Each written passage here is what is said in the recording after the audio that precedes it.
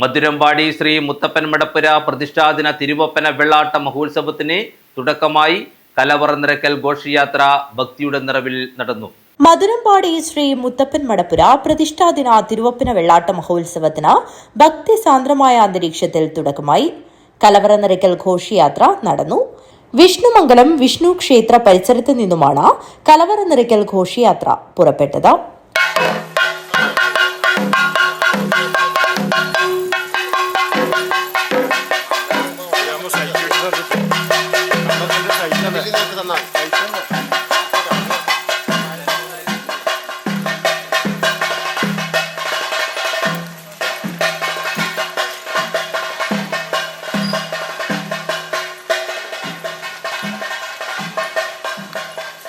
വാദ്യമേളങ്ങളുടെയും മുത്തുക്കുടകളുടെയും അകമ്പടി കലവറ നിറയ്ക്കൽ ഘോഷയാത്രയ്ക്ക് കൊഴുപ്പേകി.